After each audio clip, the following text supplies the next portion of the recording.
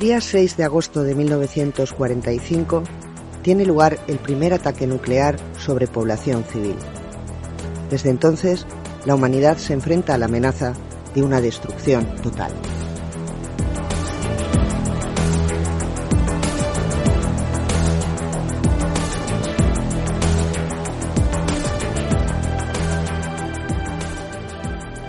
Siempre nos hablan de la Guerra Fría en clave de conflicto, geopolítica y élites diplomáticas que marcan el rumbo de la historia. En Icaris prestamos atención a la otra cara de la moneda, porque también hay una historia de la paz que merece ser contada.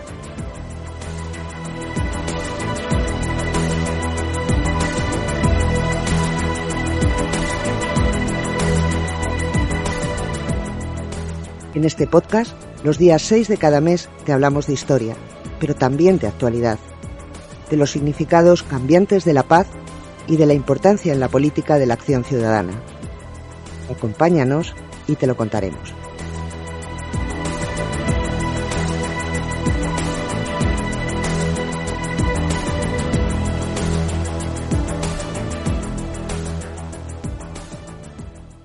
Bienvenidas, bienvenidos al primer programa de 2026. Este año se conmemora el 40 aniversario de aquel polémico referéndum que ratificó un 12 de marzo de 1986 la permanencia de España en la OTAN, con casi un 57% de votos a favor del sí.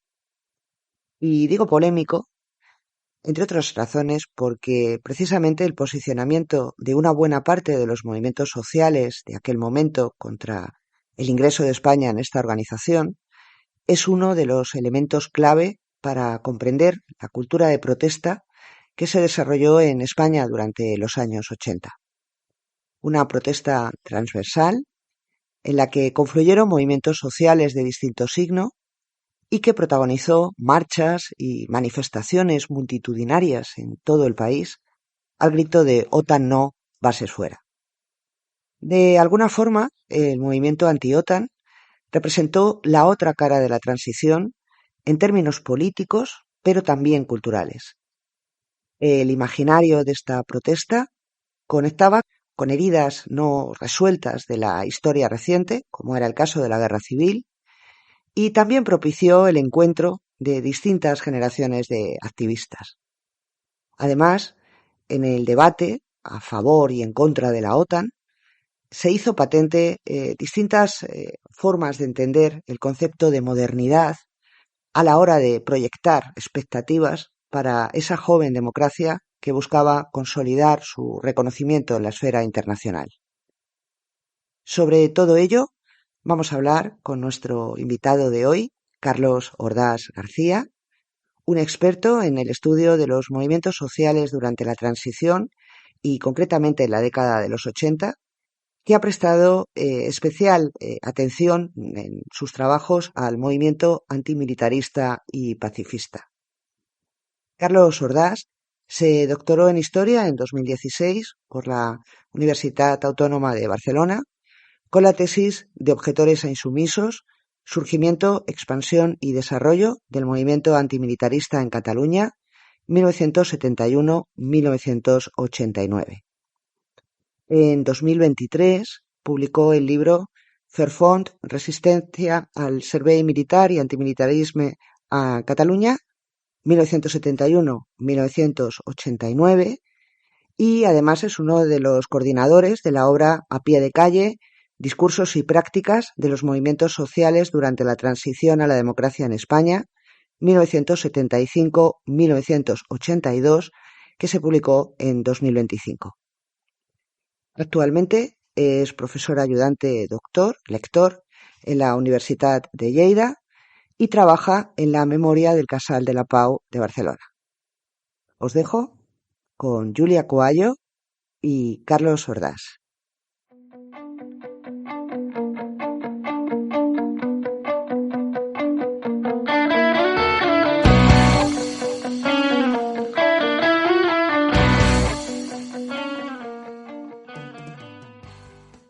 Buenos días, Carlos. Muchísimas gracias por estar con nosotros aquí en el podcast del proyecto Icaris. Espero que vaya todo bien. ¿Qué tal? Bien, bien. Hoy vamos a hablar en concreto de un tema del que te has ocupado de manera muy detenida y como experto y como historiador sobre todo. Es decir, las movilizaciones en contra de la OTAN y por la paz al principio de los años 80 y a lo largo también de los años 70. Entonces, me gustaría empezar preguntándote qué significó, en tu opinión, la OTAN para la sociedad española durante el periodo de la transición y consolidación democrática. Bueno, primero de todo, gracias Julia, lo primero de todo voy a hacer una puntualización para que también quede un poquillo claro de, yo sobre todo he estudiado el tema, pero mucho focalizado en el ámbito catalán. Entonces, claro, creo que más o menos puedo tener una idea del conjunto de lo que ocurre, de lo que ocurre en conjunto en España, pero sí que es cierto de que focalizo mucho mi mirada en el ámbito catalán y quizás pues alguien que lo haya vivido o que lo haya trabajado y estudiado en Galicia o en Extremadura o en Canarias dirá, oye, pues pues esto no se corresponde mucho con lo que vivimos nosotros, ¿no? Entonces eso para empezar, ¿vale? Para que quede claro y que nadie me diga, oye, que esto no es así, ¿no? O no representa a mi realidad geográfica, ¿no? Bien, sobre la pregunta claro, es una pregunta que puede tener muchos ángulos, ¿no? Depende cómo la hagamos, ¿no? Porque la podemos hacer desde un punto de vista del propio país, ¿no? De qué significó para España entrar en la OTAN, ¿no? O qué significó también para dentro de los movimientos sociales, ¿no? Pues, claro, yo creo que depende de los ángulos de los que se mire, tiene cosas positivas y tiene cosas negativas. Es decir, sobre las cosas negativas podríamos pensar incluso mismo en la aplicación que tiene para cualquier país formar parte de una alianza militar, ¿no? Es decir, obviamente eso genera unos condicionamientos que tiene que ver a que hay una parte de tu política exterior que está condicionada. Es decir, si el grupo, ¿no? Si la alianza en la que formas parte decide meterse en una aventura bélica más o menos justificada o más o menos, y eso lo podemos, es otro tema para discutir, pues seguramente te arrastre, ¿no? En ese sentido, ¿no? Y además el caso específicamente español, pues bueno, pues España, pues desde la época contemporánea no es una nación que sea de las más punteras a nivel de política exterior, y quiero decir con ello que su opinión, su peso, su voz no tiene el mismo, no vale lo mismo que países como Inglaterra, Estados Unidos, Francia, Alemania, etcétera. Entonces, claro, pues te ves arrastrado, ¿no? Igualmente, si tiene cosas, pues eso sería un factor sobre el cual podríamos hablar mucho de sobre los efectos negativos y también lo que implica también, incluso en gasto público en armamento, ¿no? Es decir, en cómo se invierte ese gasto público, ¿no? Y eso es condicionante, porque además ocurre concretamente en el caso de España, es que no tiene tensiones territoriales como pudiera tener Finlandia, por ejemplo, ¿no? Que hace frontera con Rusia, ¿no? Claro, al ser un país que queda tan lejos, ¿no? De esos escenarios de tensión política, pues claro, se justifica aún menos, ¿no? Es más difícil ver esta justificación de este gasto militar, porque las únicas tensiones que puede tener en todo caso son con Marruecos y sí, en el 75 pasa la marcha verde, ¿no? Pero no parece que haya una tensión, un escenario de conflictividad tan grande, al menos como para cuestionar cosas como la soberanía territorial, ¿no? Más allá de los territorios que hay como Ceuta y Melilla, ¿no?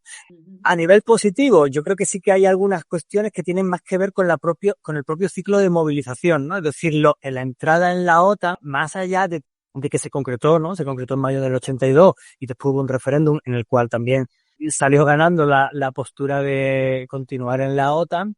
Sí que es cierto que durante ese ciclo que realmente comienza a rodar, ¿no? Comienza a rodar a partir del año 81 y que ya pues en el año 84 ya tiene otra dimensión mucho más grande.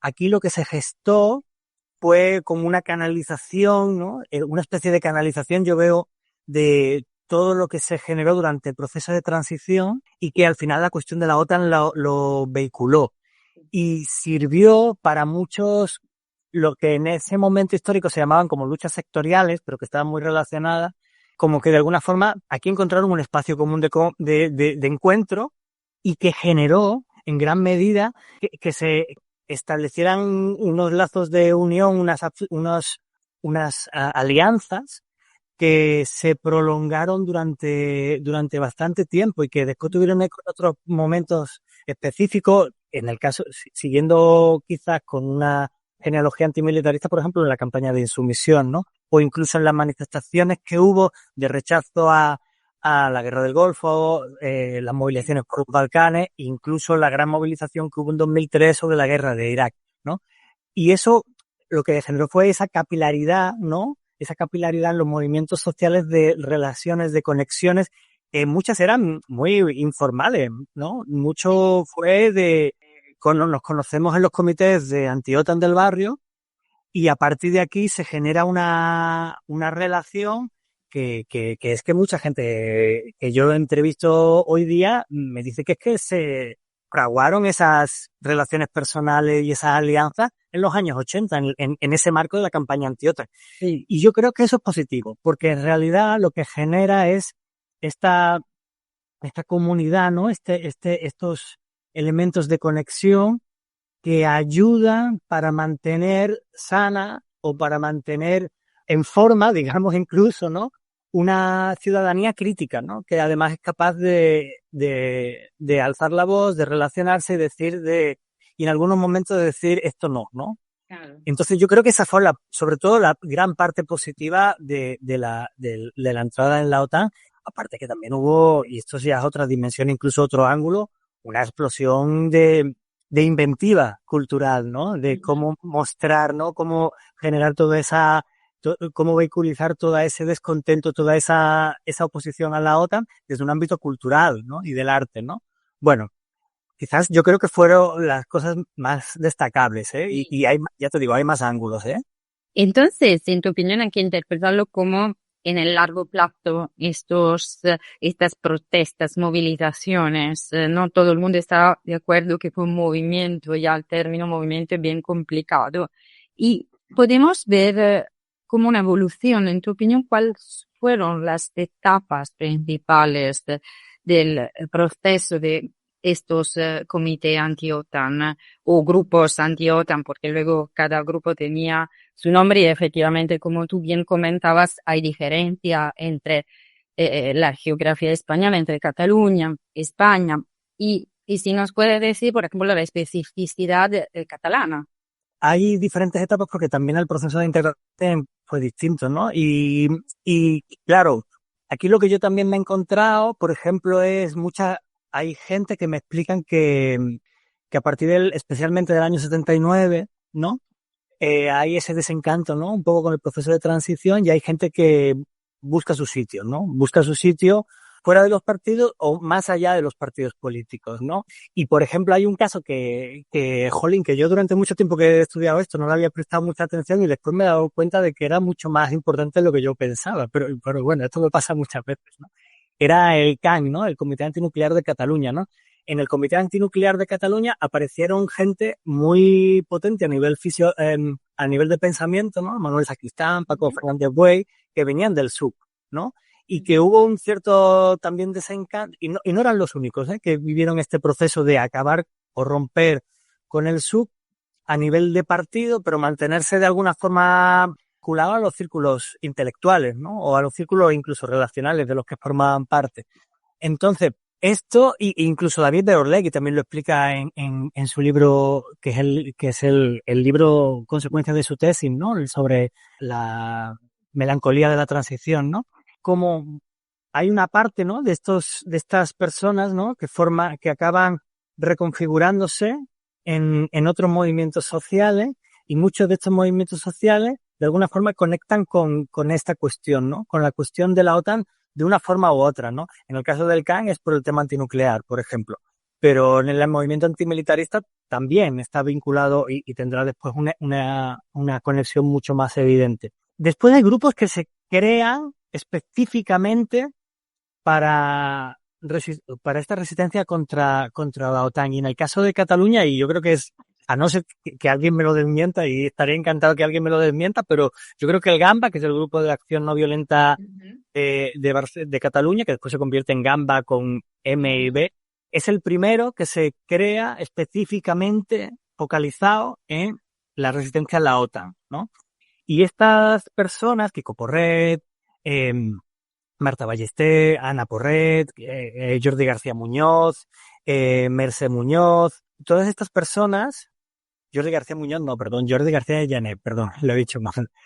Todas estas personas se comienzan a articular este grupo, intentan crear lazos con otras organizaciones, partidos políticos, etcétera. No tienen mucho éxito al principio, todavía en los 70, pero a partir del año 80, finales de los 80, 81 y ya más evidente en el 82, se comienzan a crear esos puentes que empiezan a ser mucho más sólidos.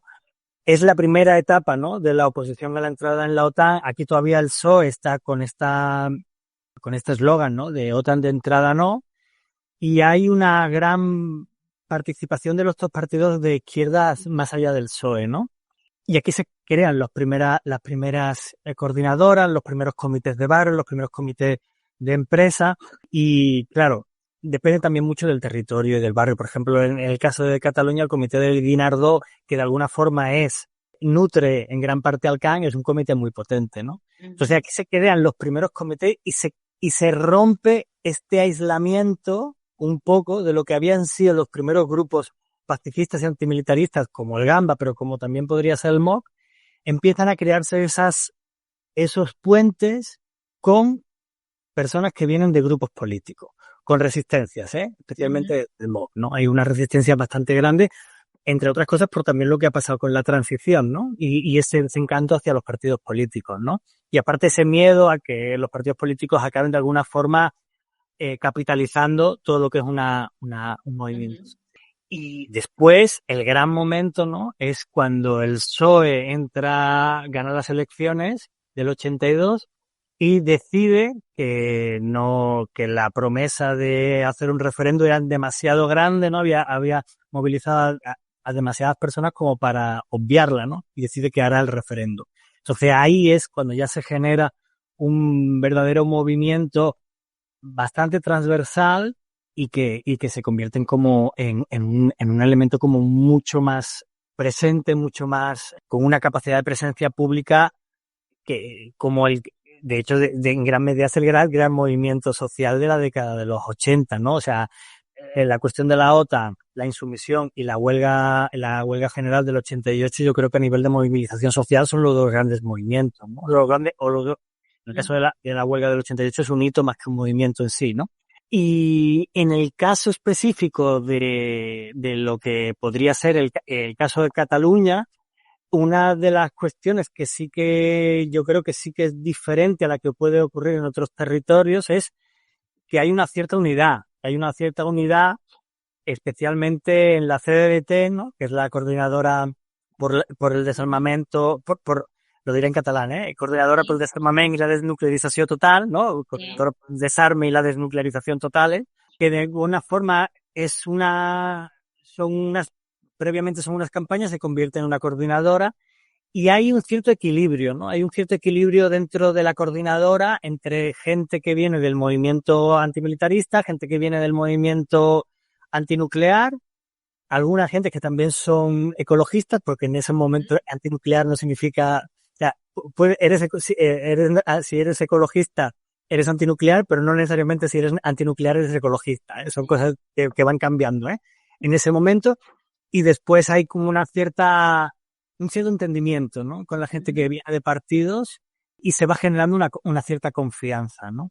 Yo creo que aquí hay un elemento que también ayuda mucho, que es el que se dispone de un espacio neutral, ¿no? Está el Casal de la Pau de Barcelona, donde se reúne esta coordinadora, y todo el mundo entiende que no es un espacio de partido, no es un espacio de nadie, es un espacio de encuentro, pero neutral, ¿no?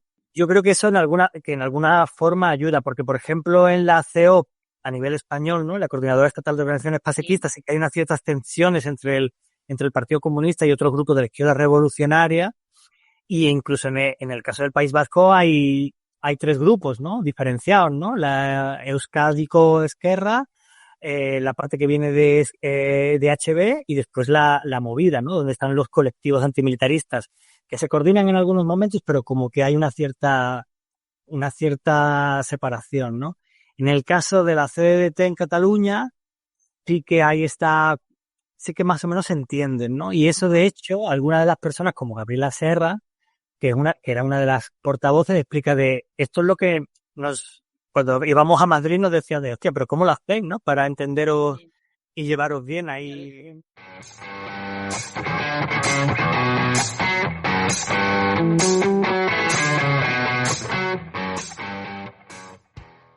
Y en tu opinión, ¿cuáles son los elementos de las personas a favor de la OTAN? Es decir, te podemos un poco como reflexionar sobre los marcos, ¿no? De la OTAN, de la interpretación de la OTAN, en tu opinión. Entonces, el discurso a favor y el discurso en contra, ¿fueron espejos uno del otro o qué?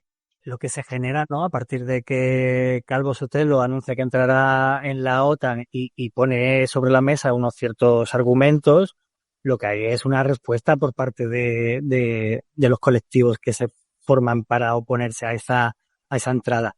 Yo creo que hay una idea, y esto es más difícil de comprobar, ¿no? Porque es estas percepciones que una puede tener sobre qué es aquello que puede tener un cierto calado dentro de la población, ¿no?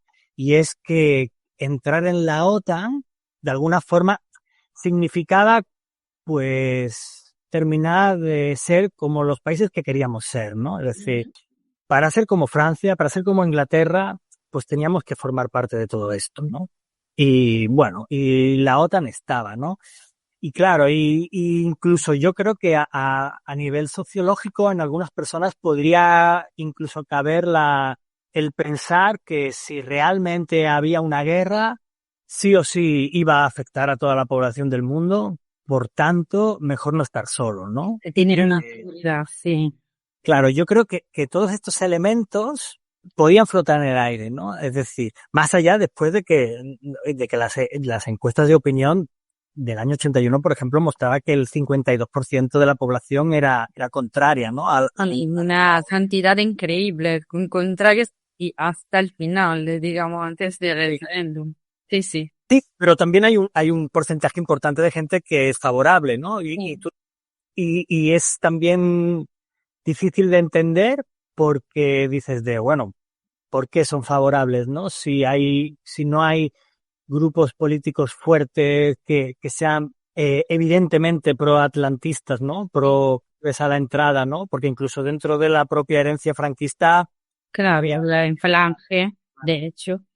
Y también había, que es algo que estoy explorando últimamente, como un gran desconocimiento que en la población de lo que era la OTAN, de lo que eran las alianzas, ¿no? Que es una alianza militar, porque de alguna manera, no sé, ¿tú qué opinas, Franco? Que no creo que España fue aislada, obviamente, y estudios de estudio lo están demostrando como en cambio fue una dictadura con conexiones importantes, pero al mismo tiempo había un intento de aislar casi la población de la política exterior, de una reflexión crítica sobre la política exterior. A lo mejor la misma política exterior es siempre algo que está más, como decir, al lado del poder. Y esta fue la primera vez que la gente de a pie empezó a reflexionar sobre algunas cuestiones, ¿no? Centrales en la vida, ¿no? Sí, yo creo que, bueno, yo estoy totalmente de acuerdo. Yo creo que justamente hay una parte de la política interior, ¿no? Que tiene más que ver con las formas de represión, de control social y la política exterior. Yo creo que de hecho, son los ámbitos en los que seguramente hay más opacidad, ¿no? Yo comparto esta opinión sin haberlo investigado profundamente, ¿eh? Lo que sí que es cierto es que lo que sí que he visto, ¿no? O lo que sí que me han explicado muchos de los activistas es que buena parte de lo que ellos trataron de hacer en la segunda mitad de la década de los 70, inicio de los 80, fue precisamente romper con estos desconocimientos, ¿no? Por ejemplo, el Kang, una de sus principales leitmotiv o de sus principales acciones era conseguir saber, ¿no? dar a conocer informaciones relevantes sobre qué implicaciones tenía, por ejemplo, el uso de la energía nuclear, ¿no? ¿Qué implicaciones tenía el tener armamento nuclear, ¿no? Y claro, y muchas de las veces hay unas entrevistas muy interesantes, ¿no? A Eugenio Rodríguez y que están puestas, que están colgadas en YouTube, que explican De hecho, cómo ¿dónde podemos encontrar todas estas entrevistas que estás citando? ¿Hay algunos archivos? la Pompeu Fabra, Sí. ya os pasaré el link, hizo unas jornadas sobre movimientos sociales, diría que fue en el año 2012. En YouTube están. Y hay una mesa en la que participa una parte del CAN, ¿no? Sí. Una de las cosas que explican es porque hay también, hay personas que eran científicos, como Eugeni Rodríguez, pero hay otros que son historiadores, ¿no? Por ejemplo, ¿eh? Y dice, claro, nos destruimos mucho, y acabamos sabiendo mucho sobre energía nuclear, ¿no? Y entre otras cosas porque después, cuando discutías con militares, ¿no? Pues te invitaban a algún foro y también venían militares, los militares sabían de ejército, pero no sabían de energía nuclear, ¿no? ¿No? Y algunas cuestiones que eran como muy básicas, ¿no? Y hay que explicar, claro, para que la vida en la Tierra se pudiese generar, los niveles de radioactividad habían tenido que bajar hasta unas cifras determinadas, ¿no? Dice, claro, hasta Hiroshima y Nagasaki estábamos por debajo. Desde Hiroshima y Nagasaki estamos subiendo esas cifras. No sabemos en qué punto esa cifra será incompatible con la vida en la Tierra, ¿no? Bueno, claro, pues esto también con cuestiones sobre medidas de seguridad, ¿no? Vale, ustedes hacéis una arma nuclear. ¿Qué hacéis con los residuos radiactivos? ¿Dónde los guardáis y cómo los guardáis? Claro, España, bueno, dentro del franquismo también hubo un proyecto hitlero de realizar, obviamente fracasado, pero de realizar un arma nuclear. Y además en España hubo el accidente de Palomares.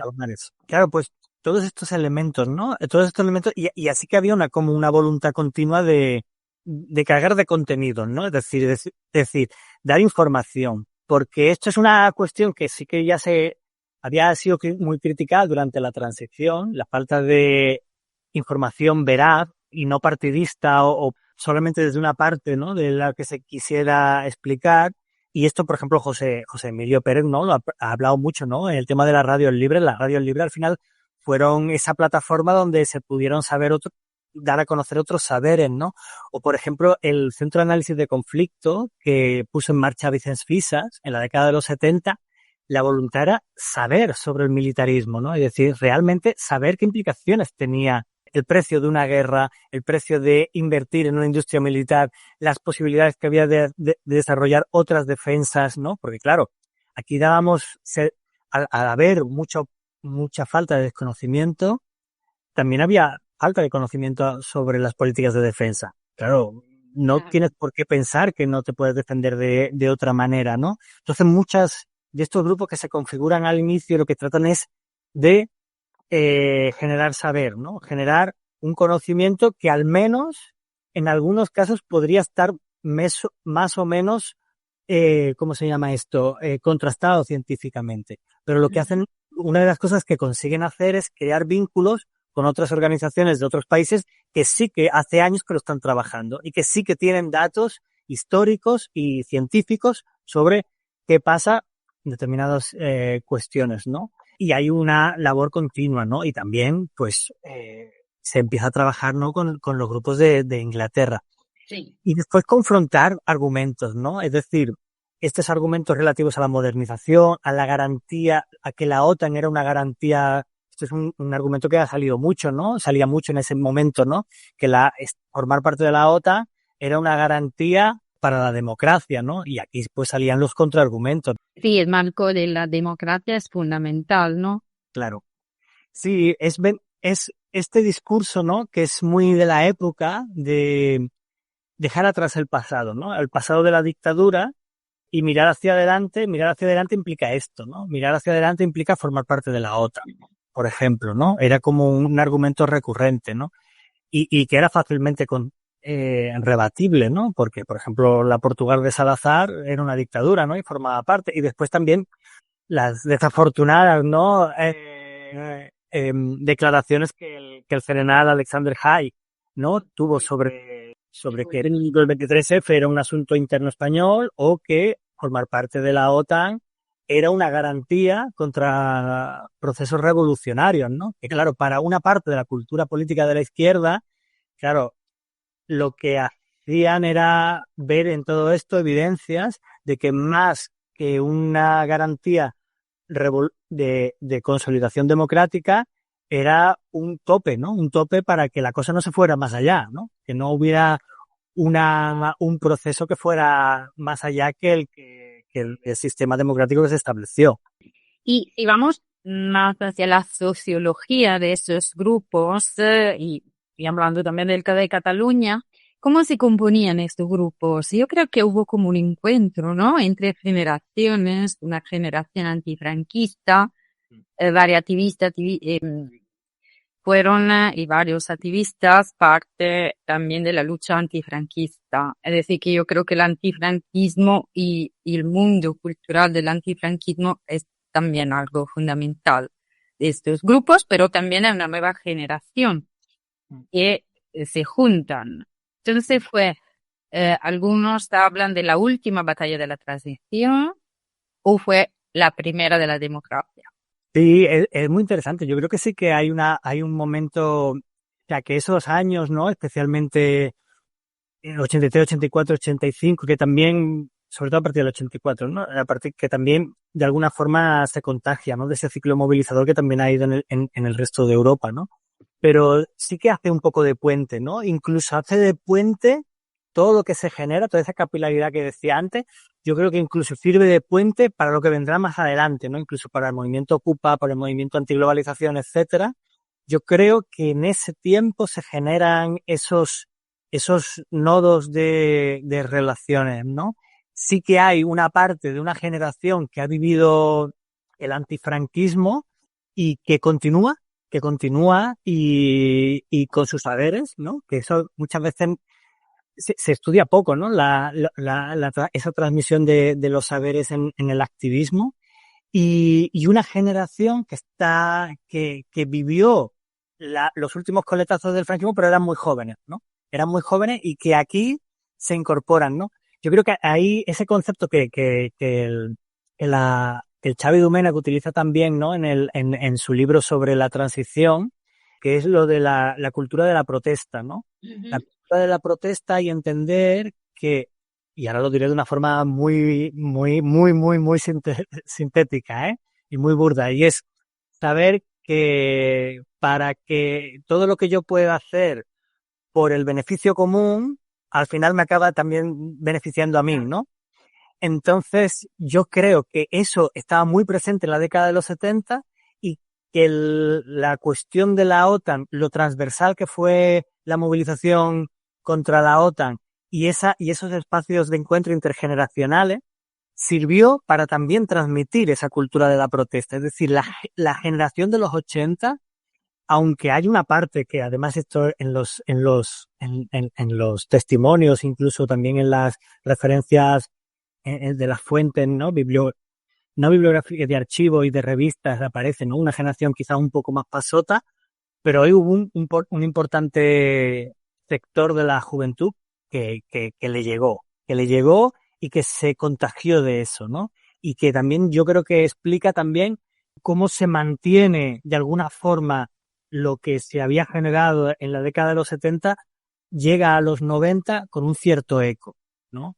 Yo creo que ya el siglo XXI ya hay un cambio fuerte y aquí hay varios motivos por los cuales se podría entender, ¿eh? Pero sin duda, yo creo que aquí hubo una transmisión especialmente de esa cultura de la protesta. Claro. Y así también se puede explicar momentos, digamos, oye, olas de protesta bien intensas en España, porque luego España será uno con Irak, etcétera, a la actualidad de los países europeos con más protestas por la paz.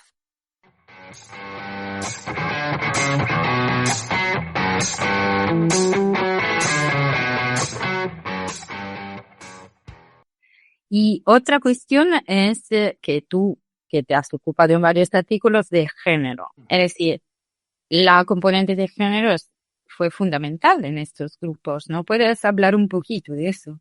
Sí, bueno, claro, la cuestión del género al final es un work in process, ¿no? Al final, pero claro, aquí hay un elemento clave, por supuesto, que es el propio movimiento feminista, ¿no? La capacidad que tiene de alzar el vuelo a la década de los 70 en catalán se dice enlairarse, ¿no?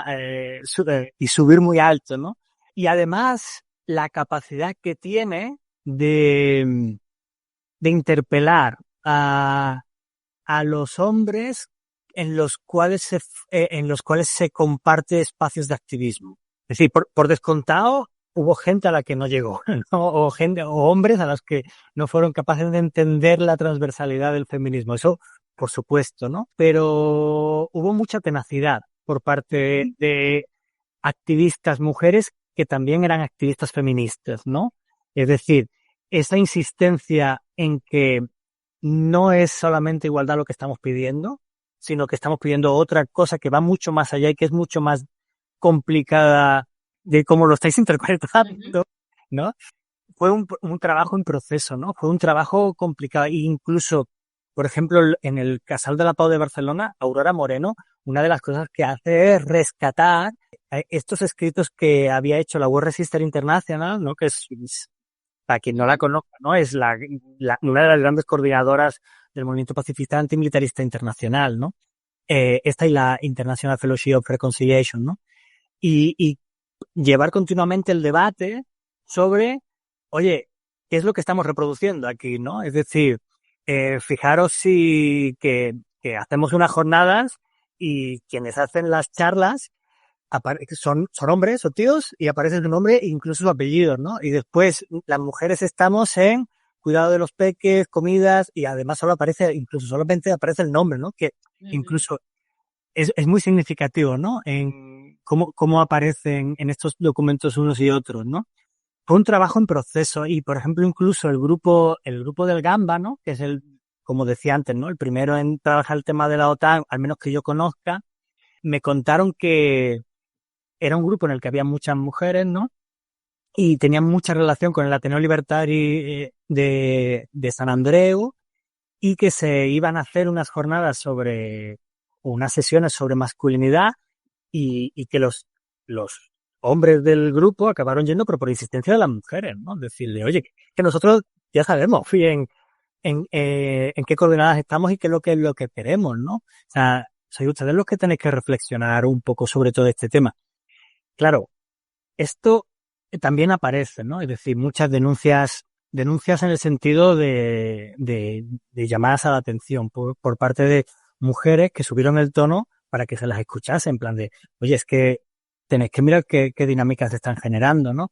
Es cierto que en la década de los 80 hay algunas cuestiones que todavía no tienen nombre, ¿no? Cuando no tienen nombre es más difícil que sí. Por ejemplo, micromachismo, ¿no? Es un concepto de los años 90, ¿no? De Luis Bonino, ¿no?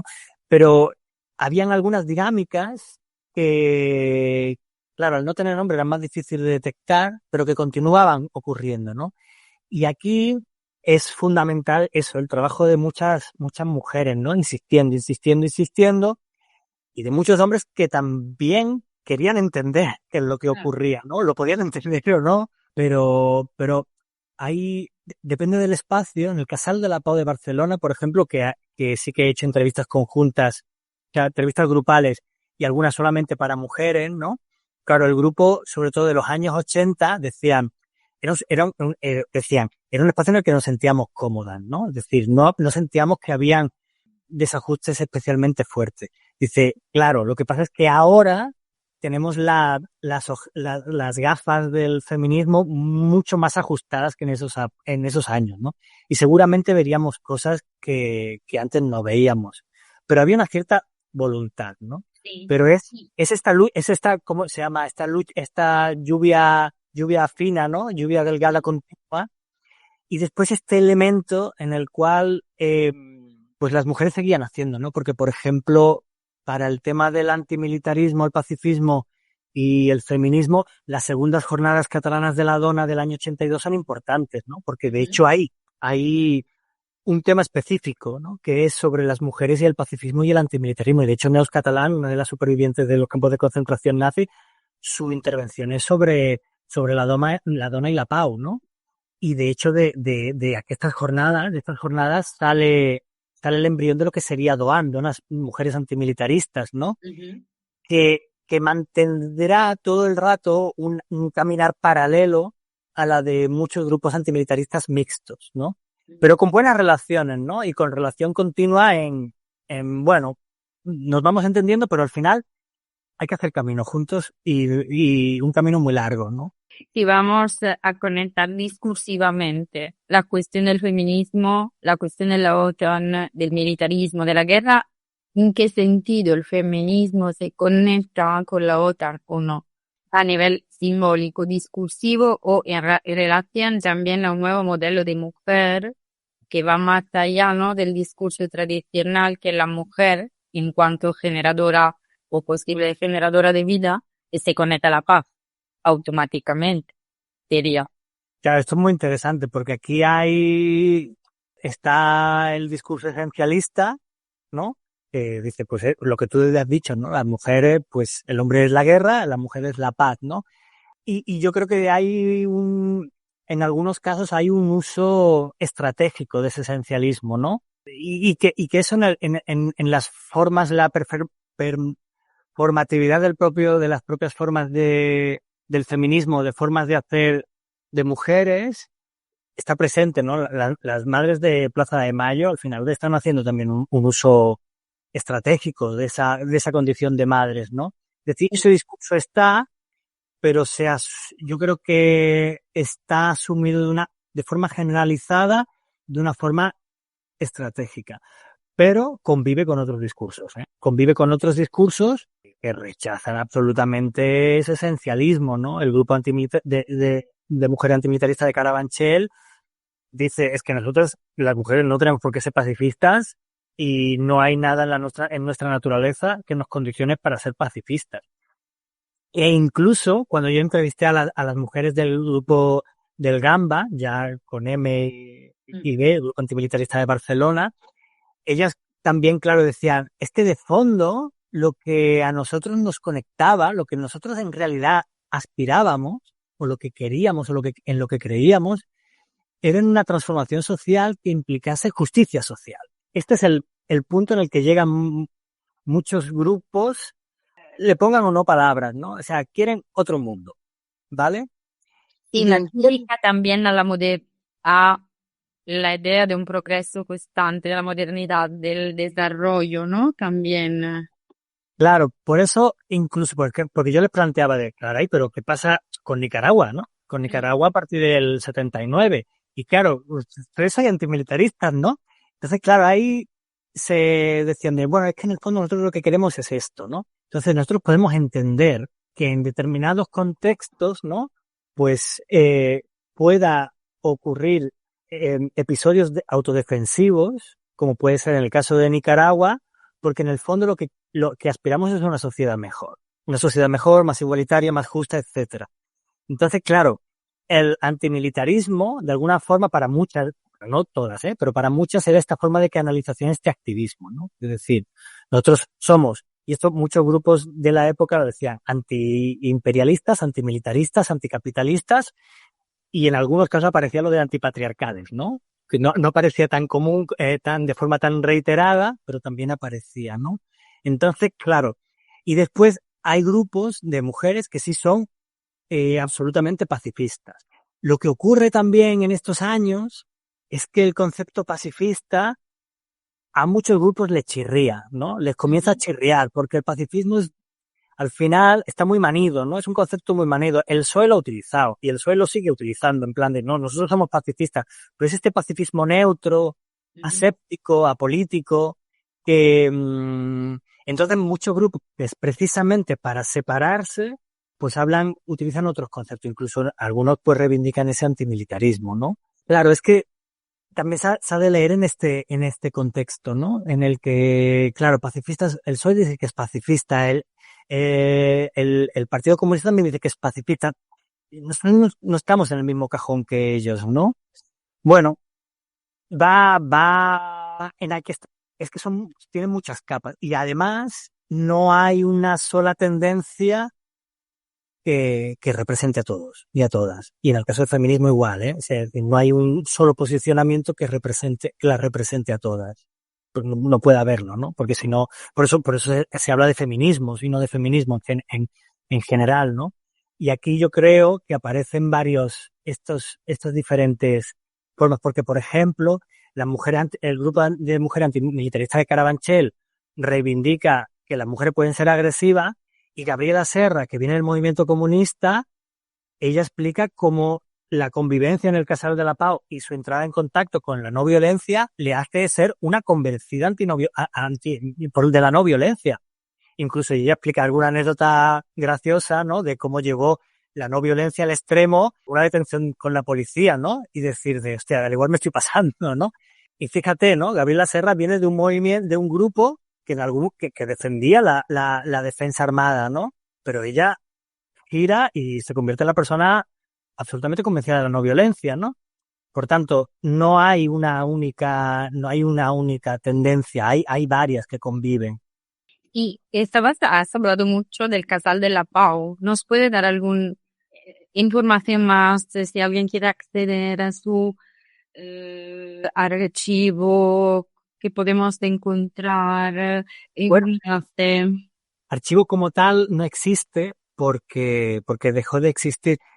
Fue un espacio que se creó de la convergencia especialmente de dos tendencias vinculadas a la no violencia, la gente que venía de la objeción de conciencia y la gente que venía de Pax Christi, que están relacionados, ¿eh? A veces no se pueden ver. Y al final era un sitio en el que se trataba de generar un espacio común de activismos muy vinculado en esta cuestión de la no violencia.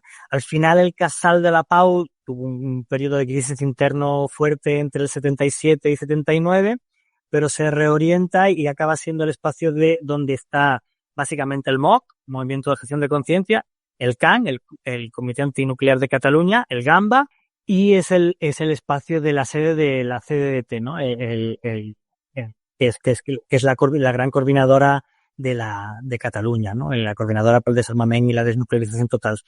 Al final acabó siendo un espacio de encuentro, ¿no? Entre diferentes movimientos sociales, y es interesante porque por aquello que es útil un espacio físico, ¿no? En ese espacio de encuentro de referencia, ¿no? En el que diversos activismos que son paralelos comparten culturas políticas, comparten conocimiento, comparten saberes y se refuerzan mutuamente, ¿no?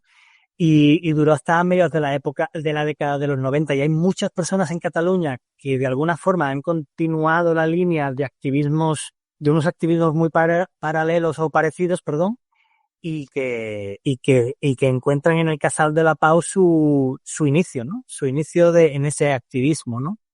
Es una experiencia muy interesante porque convivieron muchos grupos, se generaron tensiones, pero también se resolvieron. Es también muchas veces que esto lo hacemos mucho en historia, ¿no?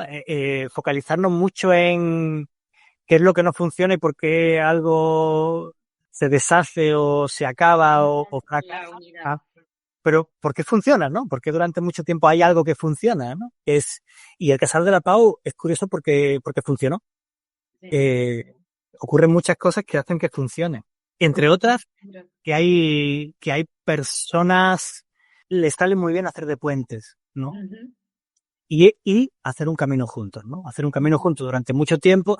Claro, hay gente del MOS que me explicaban, claro, nosotros no confiábamos en la gente del partido, pero les ves que están con nosotros, que vienen a las asambleas, que después a las horas de hacer una acción están con nosotros, que les detienen como a nosotros y tal, pues claro, les empiezas a mirar de otra forma, ¿no? Dice, sí, es del movimiento comunista o es de la Liga Comunista Revolucionaria, pero está aquí conmigo y le detienen. Ante la experiencia, juntos. Claro, sí, el camino, ¿no? Es decir, juntos, ¿no? Y juntas. Y nos quieres dar una sugerencia de 2, 3 textos sobre todas estas cuestiones que podemos leer. Siempre acabamos nuestro podcast, nuestras conversaciones con esta pregunta para que las personas que nos escuchan puedan profundizar si quieren. Hombre, hay un libro que es estupendo, que coordina una tal Julia Cuadjo, que es el libro Imaginando la Guerra Fría, ¿no? Que yo creo que es muy interesante porque sí que da un poco el contexto general de toda esta articulación de oposición a la OTAN, y que además atiende la parte política, pero no solamente la parte política, también atiende la parte que tiene que ver con los movimientos sociales y con mucho de lo que tiene que ver con la propia cultura, ¿no? Que yo creo que esto lo hablábamos un poquillo al principio, se ha quedado así más difuminado en el tiempo, pero claro, todo ese papel de la cultura, ¿no? De cómo es capaz de conectar, ¿no? Con, por ejemplo, el ámbito musical, aparecen muchas canciones sobre el tema de la OTAN, ¿no? Y al final, esta canción de ¿qué harías tú en un ataque preventivo de la URSS? Se convierte es una canción que sin que tuviese un gran éxito a nivel de generar dinero, digamos, la gente que yo entrevisto recuerda esa canción. O sea, ¿qué harías tú en un ataque preventivo de la URSS, ¿no? Y claro, por ejemplo, el tema musical también está tratado, ¿no? Yo creo que esto es un buen libro para Falta la parte católica, faltan cosas. hacer algo que sea totalmente completo es difícil, ¿eh? Pero bueno, después también está un libro que ya es mucho más grueso, ¿no? Y más, que es el de Fran Leira está editado por ACAD, que hace un recorrido sobre el pacifismo en España hasta las movilizaciones por la guerra de Irak, ¿no? Claro, este es más denso y al igual no está no se ensambla de una forma tan cohesionada como puede ser el otro, porque también es más difícil, ¿eh? Es mucho más difícil, ¿no? Claro, yo creo que ahora mismo hay estas dos obras, ¿no? Que yo creo que son que son las más representativas al respecto. Y después, claro, me sale mucho más pensar en cuestiones culturales, ¿no? O sea, la revista El Jueves, por ejemplo, recuperó mucho de este material sobre esa oposición más crítica, y que además que hace más bebible, ¿no? Para gente que no venga desde la historia, ¿no? Y después hay fragmentos, ¿no? Hay elementos que tiras de aquí y de allá y que encuentras, ¿no? Por ejemplo, hay un libro que a mí me gusta un montón, que es Que Pagui Pujol, de Johnny D, que es además el subtítulo es una crónica narcopunk de la Barcelona de los 80. Claro, el tema sale, ¿no? También sale, pero claro, dentro de un contexto general más amplio, ¿no? Sí, tengo que leerlo. Eso me parece un título muy interesante. Sí, además es muy divertido, muy recomendable leer. Pero ahora sí, tampoco jolín, soy muy malo para estas cosas, no se me ocurre ahora después. Ahora, si acabemos, se me ocurrirán un montón.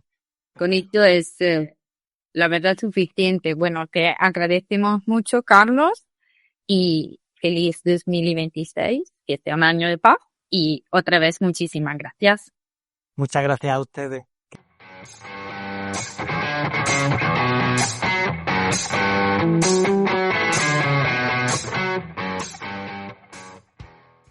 Y llegamos al final de este episodio, agradeciendo de nuevo a Carlos que nos haya acompañado en este primer programa del año que acabamos de estrenar.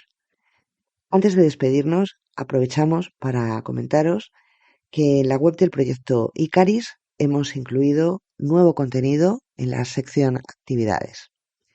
Desde allí podréis acceder, por ejemplo, a los paneles de la exposición sobre Historia de la Paz que preparamos con motivo de la Semana de la Ciencia y la Innovación el pasado mes de noviembre. Os lo comento porque en esa exposición hay un póster dedicado específicamente a la movilización anti-OTAN. Y por último, tanto Julia Coallo como yo misma, Carmen Menchero, no quisiéramos cerrar este programa sin desearos que 2026 sea un gran año, que os traiga mucha paz y, por supuesto, buenas lecturas, como las que en cada programa nos recomiendan nuestros invitados. ¡Feliz año!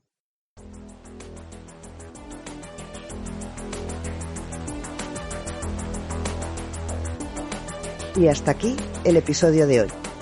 Os recordamos que este podcast está vinculado al proyecto de investigación Icaris, imágenes y marcos culturales en los grupos contra la carrera armamentista nuclear en España e Italia, 1979-1989, financiado por el Ministerio de Ciencia e Innovación con fondos Next Generation de la Unión Europea.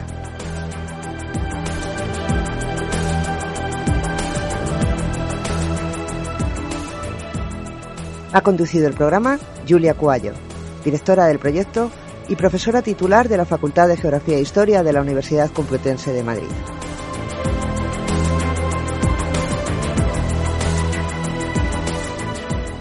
Os esperamos el próximo día 6 y os animamos a suscribiros y a compartir el contenido en redes sociales.